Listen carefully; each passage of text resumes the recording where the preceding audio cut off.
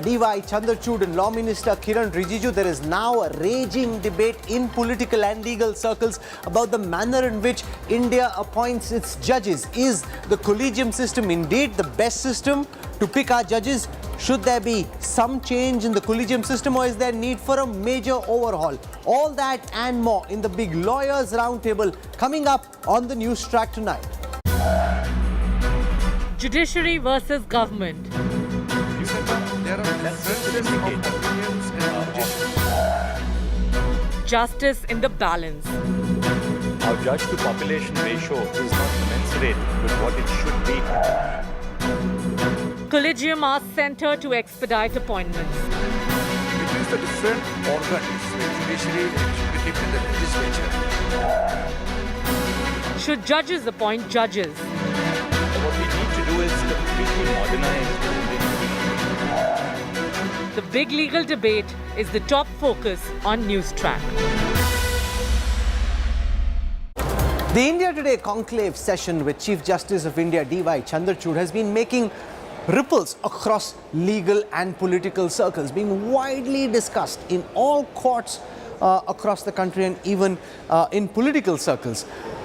One of the things he said is that the Collegium system is the best way for judges to be appointed, or at least that's his view, and that's the view within the judiciary. We'll just show you what the Law Minister said in a moment after that, but let me start this broadcast by recounting some of the key aspects of what the Chief Justice said. And remember, after that we'll throw it open, we'll go across to former judges, we'll go across to practicing lawyers, politicians, and look at whether the Collegium system is indeed the best way for judges to be appointed. The Supreme Court gave an order recently which said that going forward, election commissioners and the Chief Election Commissioner would be appointed in a panel which includes the Prime Minister, the Chief Justice and a leader of the opposition. So it's not just the government picking the next EC.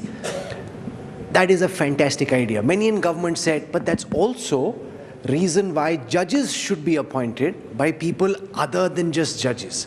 How do you look at all the pressure that's coming your way, saying that the Collegium system is not transparent, that this needs to be opened up in a way that judges aren't judging judges, that other people can weigh in, as is the case in many countries internationally? Right.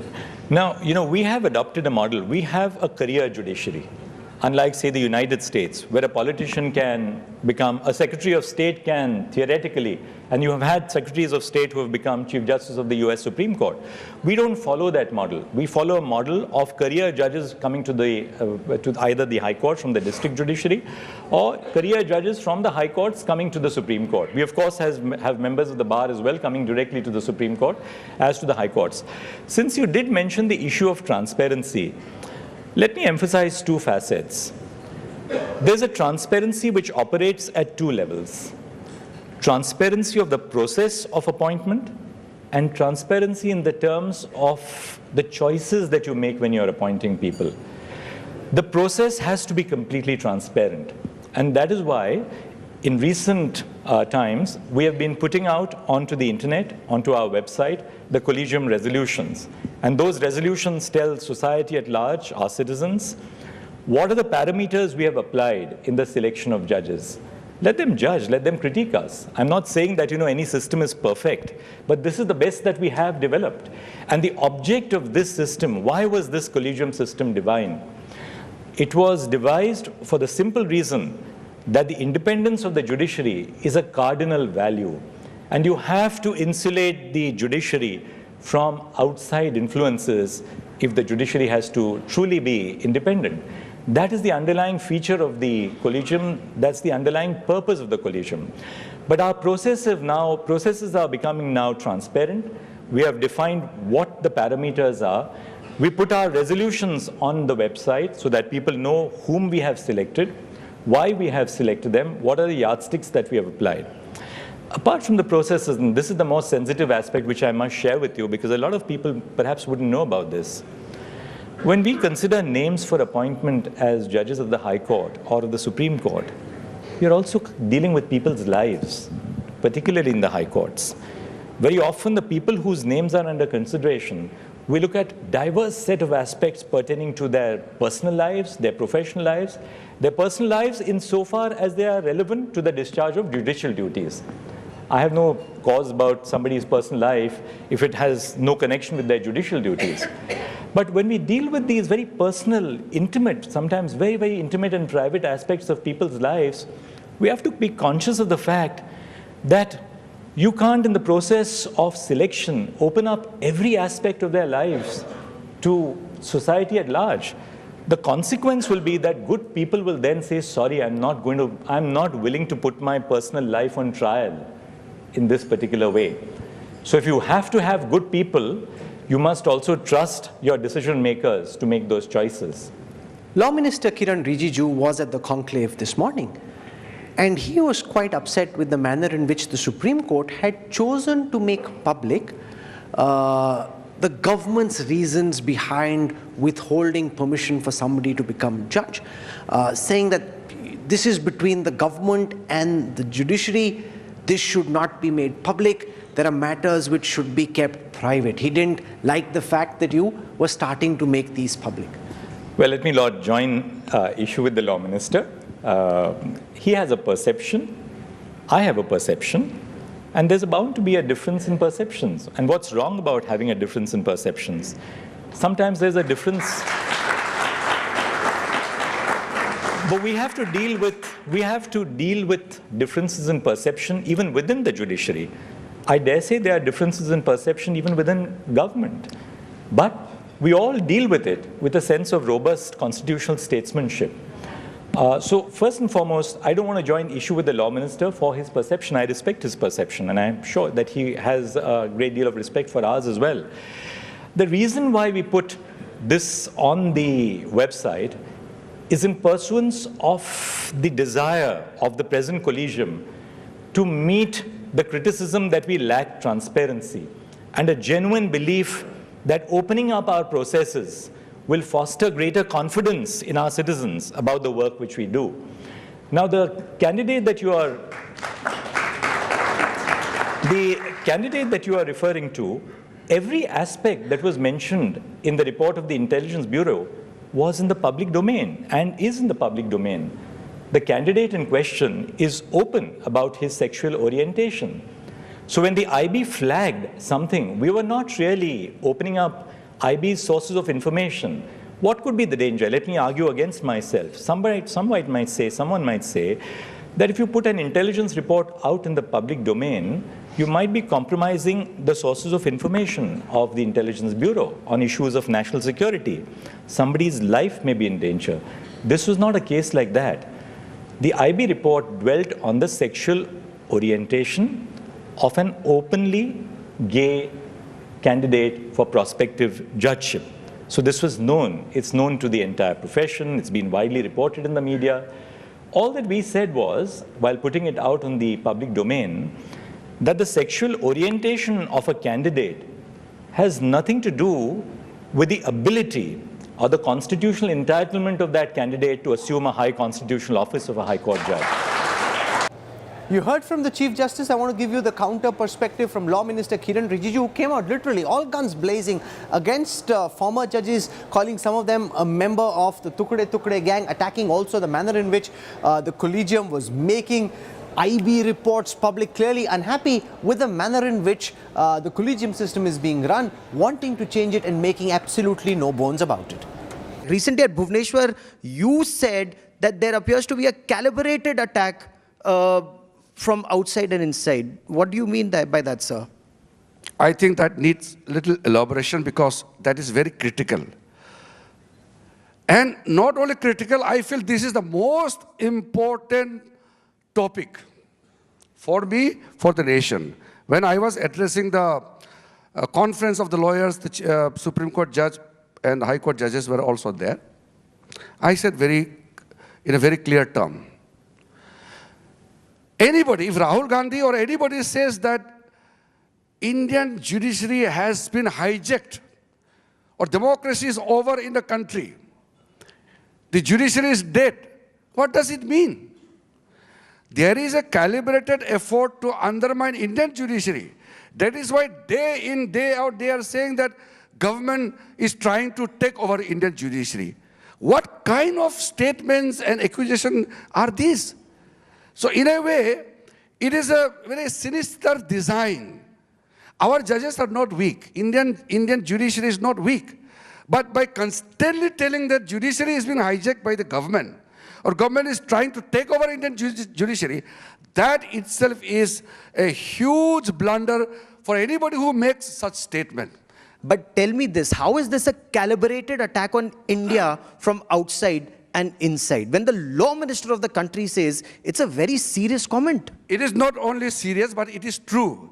Because the anti-India forces in India and outside India, they use same language. Did you ever notice? Same language. Democracy is in danger. Human rights are non-existent in India. In India, we all know very well in today's time, you can't hide anything.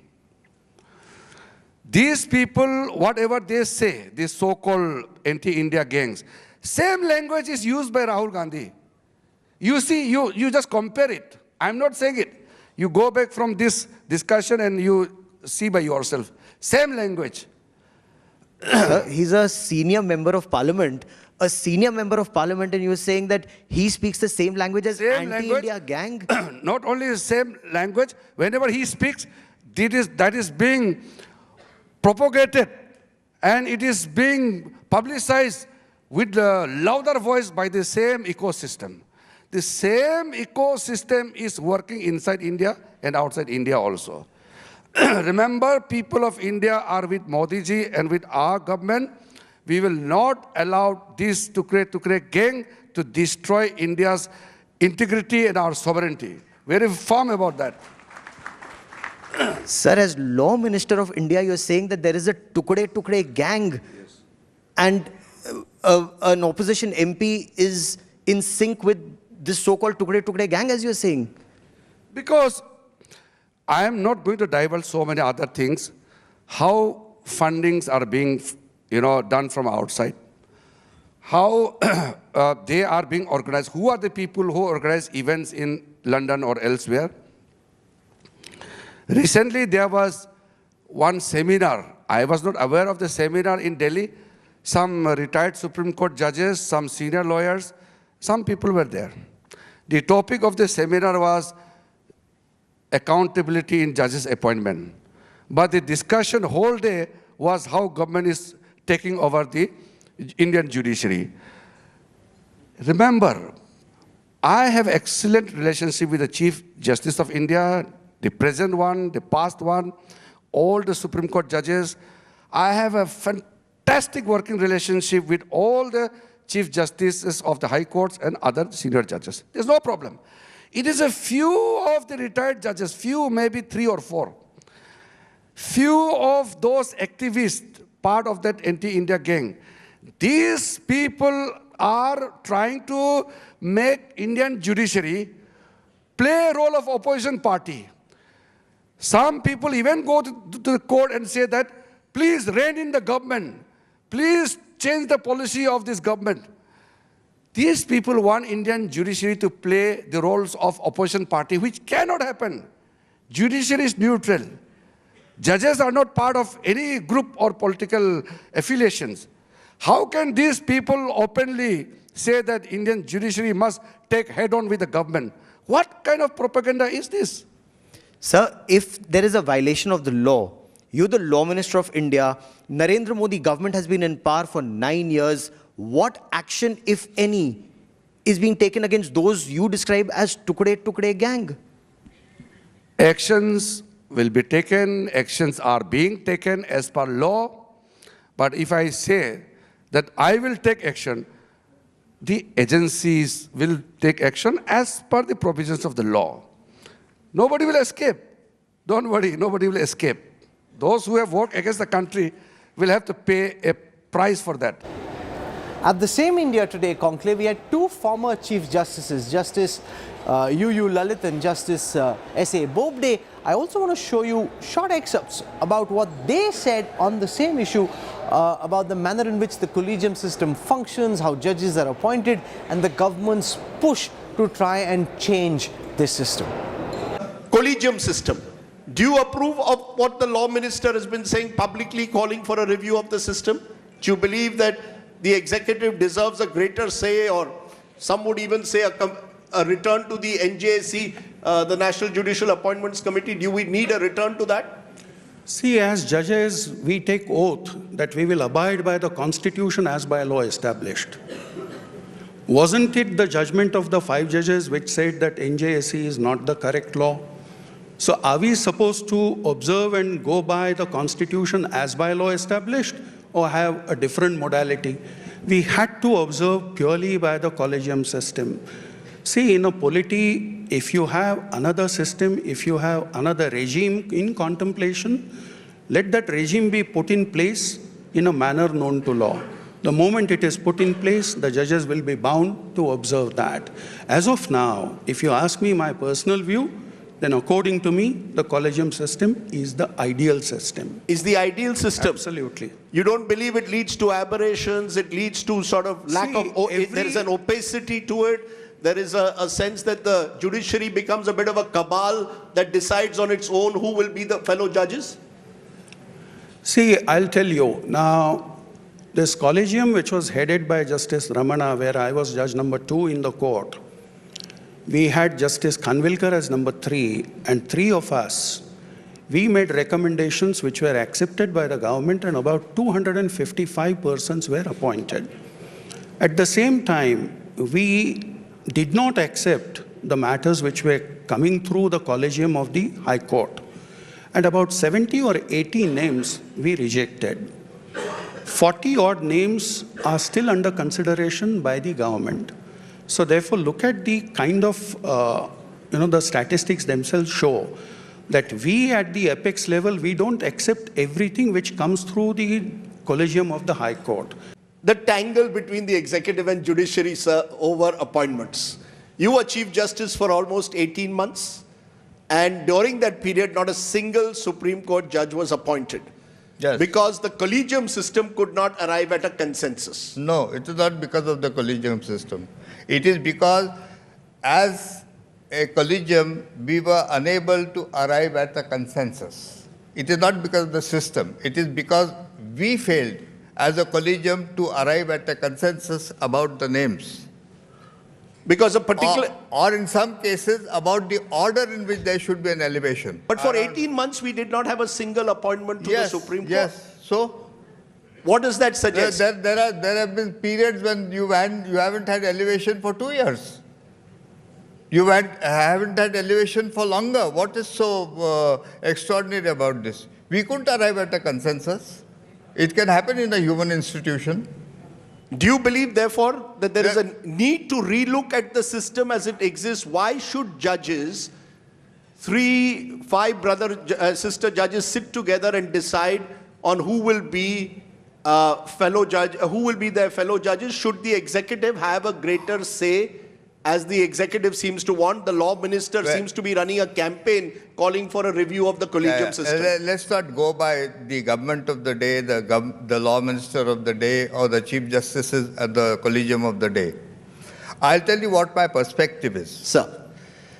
My perspective is that under the Constitution of India, there are 3 organs of government: the executive, the legislative, and the judiciary.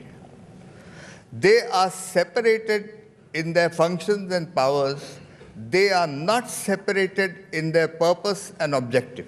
I consider it perfectly legitimate that the executive has a vital interest in who is going to be a judge. Now the problem is not that they have an interest in it. The problem is how to give effect to that interest. Should they have a veto power? No. They shouldn't have a veto power. The primacy of opinion must be that of the judiciary. The reason is we are best positioned to see which judge is meritorious. Why should only judges appoint judges? Has the time come for the collegium system to be reformed in a way that the appointment of judges is opened up to a larger group, that it's not just a cozy club of judges picking from amongst their own, but there are independent perspectives coming in from the outside, as is the case in many countries internationally. To talk about those big conversations with Chief Justice Chandrachud, the Law Minister Kiran Rijiju, and the two former Chief Justices, Justice Bobde and UU Lalit, at the India Today conclave. We're joined on this broadcast by Justice Deepak Gupta, former judge of the Supreme Court of India. We've got Dr. Abhishek Manu Singhvi, Member of Parliament, very well-known advocate, one of India's leading jurists. Sanjay Hegde is a senior advocate in the Supreme Court, joining us on this broadcast as well. I want to go across now to Dr. Abhishek Manu Singhvi, one of India's top lawyers, who's with us on this broadcast. Dr. Singhvi, we're seeing this very aggressive back and forth between the government on the one side, the judiciary trying to push back on the other, on the issue of the Collegium system, the government clearly unhappy with the manner in which the Collegium is functioning, and now very publicly wanting to change that. As a leading jurist, one of the country's top lawyers and an active member of politics, what are you making of the kind of pressure the government is making to bear on the judiciary, wanting to change the manner in which the Collegium system functions? Rahul, you've partly answered your question. This is completely unacceptable, I'm sorry to say. You can always say that I am also associated with the Congress, but I am really speaking in my capacity as part of an ecosystem of law and justice for decades. Number one, you have had a judgment, good, bad, or indifferent. You may like it or not like it. I was the first speaker on the NJAC bill. There was 100% approbation in the Lok Sabha, 99% plus in the Rajya Sabha, but that was overturned by the judiciary. Now, once you've reached that stage, you cannot have backdoor entry methods. I can't blackmail you, I can't delay you, I can't obstruct you and say, look, unless you agree to something which was invalidated by a large bench, I will keep on pestering you, I will delay other activities, I will keep on hurting you, etc., etc. That's one. Two, this is going on in a very ham-handed, I would say crude manner. Certainly constitutional functionaries, and not one but more than one, are not entitled to launch broadsides against the judiciary every day. I saw part of your conclave, not on that day contemporaneously, but later on the links. I think the Chief Justice was he used words of studied moderation. But suppose he had used the same kind of words as the other speaker in your conclave had, the Honorable Law Minister. Would it have shown each institution in a good light? So I think this is just not done. And thirdly, good, bad, or indifferent, there was a perception that independence of judiciary is a more cherished and a wider value, and it can be protected by a collegium system. And I'm not saying it's good. I'm not saying it's right. Well, then jolly well, if you have the courage of your convictions, bring a new bill. Bring it to the political class. Pass it through. I would say bring a constitutional amendment with 2/3 and then act on it. What's the point every day I threaten you? I am virtually, and I'm very, very, very sorry to say, virtually attacking ex-Supreme Court judges as some kind of a peripheral extremist element in this country? Some kind of feeling that there is a Cholawala attitude which is anti-national? This is ridiculous. You're talking of former judges. You may disagree. But this kind of vocabulary, this kind of approach is completely unacceptable. I think it does great harm to the persons who say it. I think the judiciary exercise exemplary restraint, especially the Chief Justice. But I think it ultimately harms the institution. Let me press you on the issue of principle. Why should judges choose judges? If you see international jurisprudence, there are many countries where it's not only judges who are picking judges. In some countries, it's an out-and-out political decision. In some countries, it's a mix. Why do you think that the system of collegium in the way that it is the best way for judges to be chosen, which is what the Chief Justice thinks, and what changes and improvements do you suggest? 2 or 3 answers. You forget that the political class was 99+% aligned to the fact that this must change. It is ironical that this government's repeated onslaughts and attacks and ham-handed manner of doing those attacks has actually united the entire non-NDA political spectrum against that rare unanimity earlier in favor of the NJC. Point 1. Is that not ironical? 2. I agree with you that it requires some relook, and the NJAC was nothing but a broader based collegium, namely judges plus non judges in a broader based basis appoint judges. However, if, as they say, the Supreme Court is right because it is final, it is not final because it is right. If the Supreme Court has rightly or wrongly given a decision, what is the course open to you? It's obvious answer, isn't it? You can try and remove the basis of that judgment. You can try and have a constitutional amendment. You can try and generate political consensus. Why do you think that's not being done? Given the fact that the government has a brute majority and can cobble together some support from allies to achieve a 2/3 majority, and given the kind of public comments the law minister has made and clearly reflecting the position within the government, why do you think they're not doing that? Exactly. Again, part of the answer is hidden in your question. It is not being done because A, this government is ham-handed and crude in many of these things. B, it is displaying a control freak approach.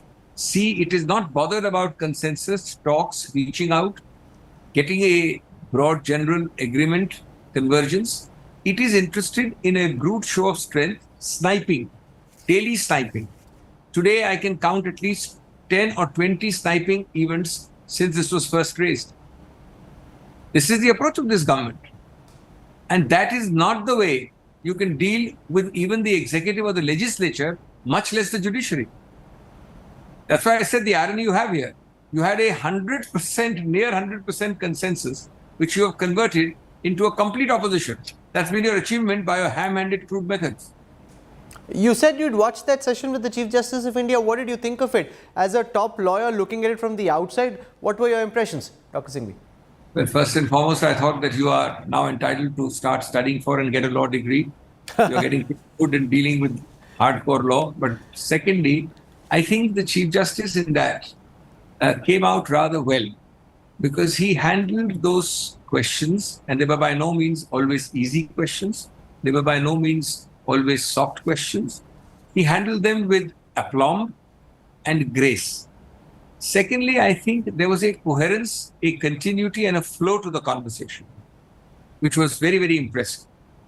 Thirdly, I think there was sincerity. He tried to be as honest and upfront as possible. And fourthly, I think there was also moderation while being sincere and upfront. For example, your law minister question could have had a very different, but what's the point? You know, two people fighting and everybody else would be laughing. So I think on the whole, the Chief Justice came out far, far more dignified, balanced, and in a sense, a sober equilibrium level person and institution than some of those who really attacked this in a more ham-handed manner, that too on your show and earlier. Okay, so you've come out strong, asking for the government to either bring in a constitutional amendment and stop the sniping because it cannot continue in this fashion, or let the current system continue because that's what the Supreme Court in its wisdom has decided. And stop making these comments about ex-judges. Stop thinking that everybody who disagrees with you is an anti-national. Stop overawing and kind of pressurizing. I would use the word blackmail, but also stop obstructing. What is happening now, Rahul, is you do this, otherwise I will do that. That's not the way it can function. See the number of cases where second recommendations and reiterations by the judiciary are still pending. There can't be one under the existing law, but there are many. Okay, we leave it there. Thank you very much, Dr. Singhvi. Thank you. Justice Deepak Gupta, you've been former justice in the Supreme Court. I want to understand from you, as a man who's been on the inside, your perspective on this demand being made about reforming, the need to reform the collegium system to make it more open, to make it more transparent, to have independent voices in, and to allow for people other than judges to be involved in the process of the appointment of judges. See, let's have a perspective. We have had 3 rounds of judges' cases, ending with the last presidential reference, which is also known as the 3rd judges' case. The Supreme Court has laid down the law that appointment, the president appoints a judge in consultation with the Chief Justice means this. It has read into the collegium system. You see, we can't go into the merits of the judgment at this stage because that is what has been upheld by the court, and that is law according to the constitution of the country. The NJAC judgment also confirmed that view. And therefore, at this stage, I don't think it is proper to justify the collegium system is here to stay unless the government comes up with some other law or amendment. But as of now, the collegium system is the law. There may be need to improve the collegium system. I have always advocated that. But as far as the law laid down by the Supreme Court is concerned, we have to follow that. But Justice Gupta, I'm not only talking about the issue of law, I'm talking about the issue of principle.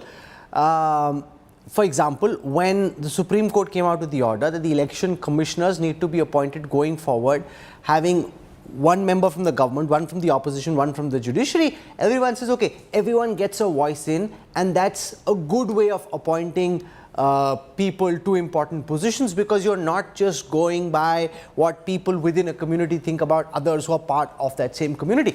On the matter of principle, why should that principle not be extended to the judiciary? See, I myself, personally speaking, when you ask for matters of principle, personally, I don't mind a wider range. But let me tell you, I would be loath to hand over the reins to the executive. It may be a wider group of people, but final decision must come from the judiciary. We've had, because this is because of past experience. We've had an experience in 73, we've had in 75, we've had it later, when the power by the executive has been totally misused. Therefore, I think you must realize that one of the principles of the rule of law or our constitutional democracy is an independent judiciary. And in India, the state is one of the largest litigants. This doesn't happen in USA or UK, where the state is not the largest litigant except in criminal cases. In India, other than criminal cases, the state is the largest litigant by far. And therefore, for it to appoint judges would not be. And please, I want to make one thing very clear. It's not as if the state has no say in the appointment of judges even now. Okay, no, but what's your sense of this back and forth that we're seeing in public between the law minister and members of the judiciary? We saw how the law minister attacked some members of the judiciary, calling them members of the Tukde gang. There's clearly stress in the system, and the government is pushing hard for the collegium system to be changed in a very open, public fashion. I don't know. I mean, the government knows, the law minister knows what he's saying. I don't want to comment on it. But I think, finally what Justice Lalit said is very, very pertinent. That we all swear to uphold or protect the Constitution. Everybody is interested in ensuring that the judiciary is independent. Everybody wants that the judiciary should work for the people. We are not at cross purposes. I think we should realize we are not at cross purposes. I don't know why this impression goes that the judiciary and the executive have to be antagonistic to each other. I'm sure when two wheels move, there are bound to be resistance. There's bound to be some, everything cannot be very smooth. And in fact, it should not be smooth also, in my opinion. But why should there be pot shots at each other and more pot shots from the law minister? Because the judiciary has only responded, and that too in public media. I've said it earlier also, if the law minister has some issue, he should talk to the Chief Justice. And instead of raising it in a public platform, yes, I'm not saying if he wants to raise the issue of collegium in the public platform to get a public opinion, everybody has a right to his own perception. But we are all Indians. We all love our country. We have taken an oath to uphold the Constitution. We respect the country. And we don't need a certificate from anybody else that we are pro-Indians or what. I don't need a certificate of patriotism from anybody. Okay. So this, when it goes beyond that, I think it's not very good for the system itself. Sanjay Hegde, what were your impressions of that interview with the Chief Justice of India, Justice Chandrachud, which we did at the India Today conclave? What's the feedback and buzz that you've picked up in the corridors of the Supreme Court and the judiciary after that? Well, I don't claim to be a representative of the corridors, but yes, I did watch the Chief Justice's interview, and he has done the institution proud in as much as he has stated in no uncertain but extremely polite terms as to where the judiciary stands. He made clear the reason for the collegium and why the judges should have a dominant voice in judge making. He told you exactly that it was a service and that the judges who were within the system were best qualified to judge the potentiality of candidates for this service. It almost strikes me that judges sometimes have been compared to monks. There is a certain monasticism, there's a certain isolation from your friends at the bar, and there's a lot of service involved. So, if the judges were to say that yes, this person might be better suited to serve the judiciary, and that person might be better suited to continue on the other side of the bar, one has to take their word or their choices as a paramount consideration, specifically for ensuring an independent judiciary. No, but the concern on the outside is that runs the risk of this becoming a cozy club where you look out for your own, those who have influence and access, who come from pedigreed legal families, will somehow be a step ahead of those who have genuine merit. That a certain democratization of the judicial process, going beyond the judicial club, isn't necessarily going to do the judiciary harm. It could in fact bring in a breath of fresh air if it's done in the right way. Well, having one or two outsiders who could also vet the recommendations might make for more public, what shall we say, will give it slightly more public credibility. But at the same point of time, the judiciary's voice must predominate. It cannot be that you have a selection committee where you have 2 or 3 members of the judiciary and that they are overruled by people from the executive or those who are beholden to the executive. And speaking of closed clubs, I don't think that the public quite realizes how temporary each collegium is. In the Supreme Court, the 5 senior-most judges keep changing with great rapidity. Every 2-3 months, there's a fresh combination of 5. So it is not as if one set of persons can influence appointments for a very great deal of time. And you also need all 5 of them to act mostly in tandem. If 1 or 2 of them say no, a particular candidate cannot be brought to the Supreme Court, then the proposal gets dropped. So the very nature of collective thinking and a transient collegium, I think, makes for an inbuilt system of checks and balances. Justice Deepak Gupta, your sense about a possible hybrid formula? 3 people from the judiciary, the Chief Justice, say the 2 senior-most Supreme Court judges, 2 people from the outside, 1 from the ruling establishment, 1 from the opposition, and then you have different perspectives coming in on how judges should be picked rather than leaving this task just to the judiciary. No. As far as that is concerned, Rahul, I have no problem with that. In fact, if but the state has to come out with a law, because when the NJAC was sort of formulated, that was made very executive heavy.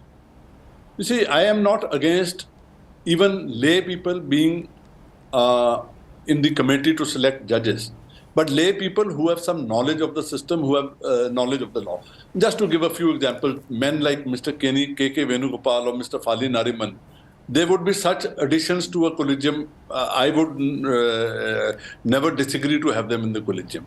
See, there are people like that. I am not against having a representation even to the government or to the opposition on the if there is a wider committee set up. But as of today, my only worry is that we can't have it top heavy in favor of the executive. Well, what are your specific recommendations, Justice Gupta, to make the collegium system as it stands at the moment, in the absence of another law, more effective, more transparent and more functional? So, okay, I have a few suggestions. I have two suggestions which are outside the collegium system, but which I feel are very important to maintain the independence of the judiciary. And one is that there should be a uniform age of retirement for High Court judges and Supreme Court judges. See, this, what you were saying, this club of judges and the, indirectly that the Supreme Court judges exercise an influence. If there is one age of retirement for High Court judges and Supreme Court judges, many High Court judges may not even want to come to the Supreme Court. The other is that there should be no post-retirement sinecures for any judge. If you have one retirement age, you decide whatever it is, 65, 68, 62, I'm not concerned with that. But after retirement, no judges will have a post-retirement job from the government. And then you are ensuring the independence of the judiciary. As far as the collegium system as of today is concerned, I feel it needs a lot of improvement. One of the first improvements is that both the Supreme Court and every High Court should have a totally independent secretariat. Now, this secretariat should have information of the next, the lawyers or the judges who you will be considering in the next 3 to 5 years for appointment either to the Supreme Court or to the High Court, and monitor what their work is. There must be trained people to see what is the type of arguments they do, what are the type of judgments they are writing in the case of, people elevating. So all that, because right now, I agree with you, it's not totally objective, partly subjective. Sanjay Hegde, before I conclude, what's your sense of where we are going on this? These repeated sniper attacks at some point in time will head in a particular direction. Are you picking up the sense that the government is setting the stage for constitutional amendments with two-thirds majority to try and reform the manner in which the law stands at this moment, to bring back some aspects of the law as they see it, as opposed to letting the collegium system function, because now it's continuously leading to a situation where the government is expressing its unhappiness with the way the judicial system is functioning at the moment? Well, I may be sounding alarmist, and I'm sure that Justice Gupta doesn't agree with me. But I do not think that any mere law minister will make such statements without a specific political directive. The late Mr. Mohan Kumaramangalam, as law minister, who asked for a committed judiciary, had a whole ideological movement behind him. Even now, I think that this is part of an ideological push towards remaking the judiciary more in line with the ideology that currently prevails. It is not something which is going to happen immediately in the next few months, but I see greater contours emerging if there is a repeat of this government in 2024. Okay. This is an ideological thing to remake the judiciary. So we'll see where this goes, because there is also the idea that you can bring in more transparency if you open it up and let the judiciary have the majority, but bring in other voices as well. So ultimately, the formulation that you come up with is most consequential. If it's skewed towards the executive, then you know that that's one way of looking at it. If there is an infusion of fresh blood and yet the judiciary has the larger say, that might not be a bad idea. But let's see where we go with this. Our hope really is to track this very important story, which is so core to how our country is run, as closely, as carefully as possible. To all my guests for joining me on the Newstrack, thank you very much. I'm slipping into a quick break. We'll have more. We'll keep tracking the reactions to that big conversation with Chief Justice Chandrachud and the responses from the Law Minister on India Today in the days to come, sparking really one of the biggest debates in the Indian political and judicial systems.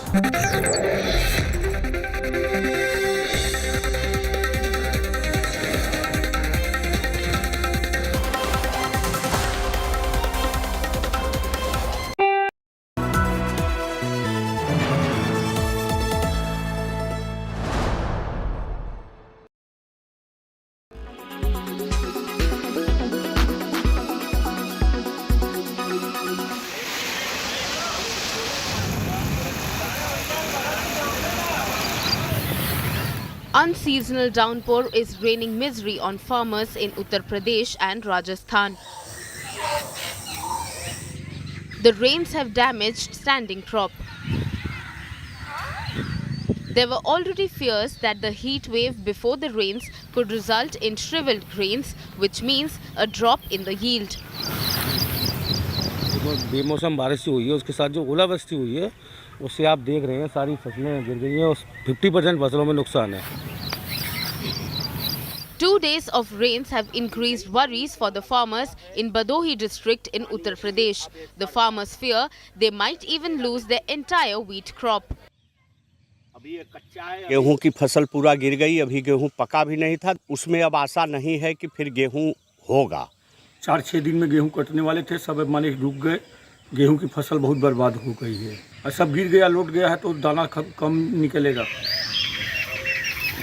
The Uttar Pradesh government has asked officials to conduct field surveys and give affected farmers adequate compensation.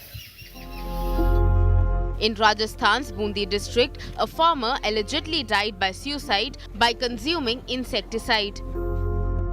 Prithviraj Berwa, who was running a debt of around 8 lakh rupees, suffered a huge setback after his crop was damaged by heavy rainfall. Bureau Report, India Today. Business Today Television, I have with me HMSI's MD, President and CEO, Mr. Rogata. Yeah. Welcome, sir. Thank you. So last time we spoke, you were actually really excited about this launch, the entry-level segment. Now, what are your expectations and how will it sort of be able to compete in a market which you know is sort of dominated by Hero? Yeah, so thank you for your question. We are proud to announce this model today. And yes, now the rural market still the biggest volume among the total industrial motorcycle. But of course, last 3 years, also the one of the reason is COVID pandemic negative impact still there. But still, market potential, we have confidence in the future for the 3 years. After we launch this model, so many customers has take another option in front of, because now almost dominated by our competitors. So now they can take another decision making by themselves. So we have confidence gradually, because after the getting awareness, growth of this model Shine 100cc in rural market through our dealer network, it's getting bigger demand will become. Then we are ready to supply enough supply in front of consumers who are waiting our new product. Yeah. So there was another product in the rural market which I believe was Levo. And what are some of the learnings from that product which you think that this time you will get it right? Yeah, so far we have planned to new Levo, they comply with the OBD2 norm sooner or later in the market, was CD110, still existing in the market. So the compete with different segment, because looks like same, but price range and model specification is completely different. So we can create the new demand in such kind of rural market beside Levo or CD 110. Yeah, next financial year, surely. Yeah. Will sales and network expansion be a challenge for you going forward? Do you mean the touch point? Yeah, rural touch point. Rural touch point. Yes, this.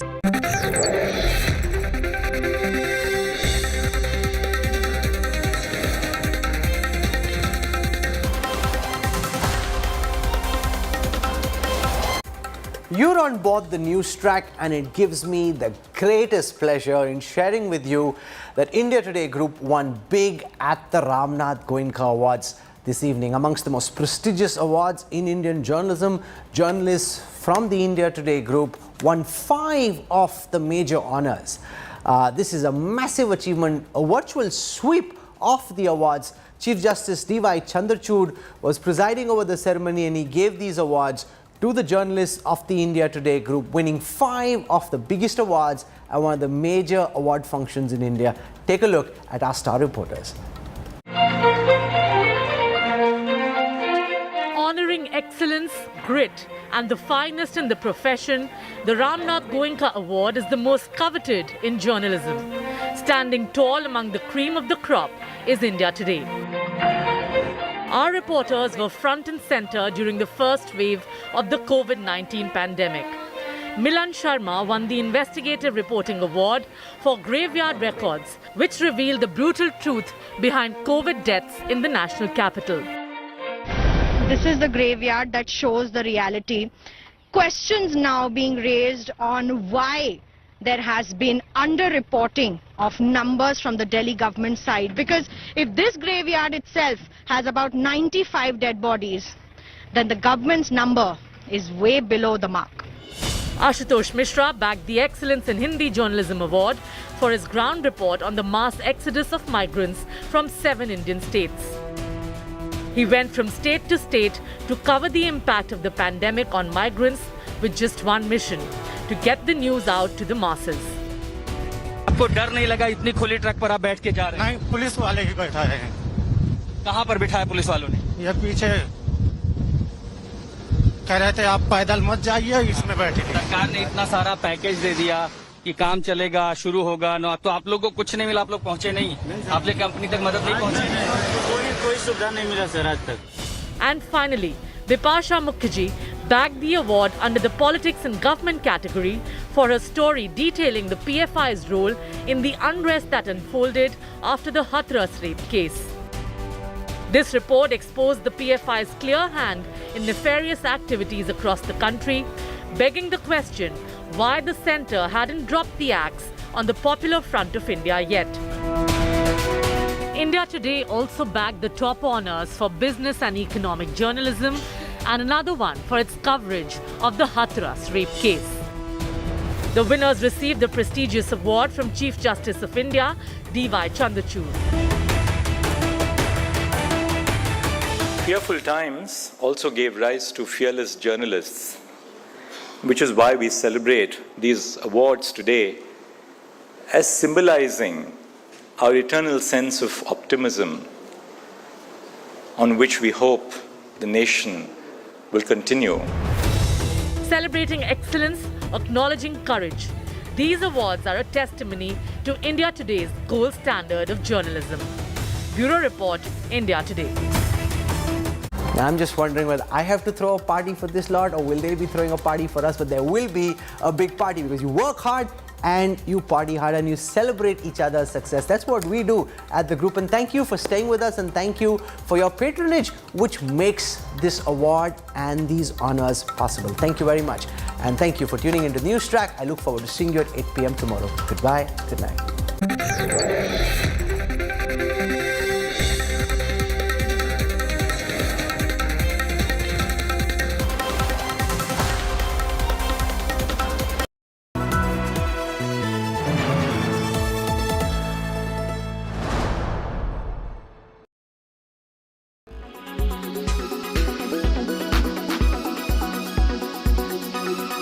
Mr. Smith, we met at the World Economic Forum at Davos in January, and between then and now, Microsoft, you and ChatGPT have virtually upturned the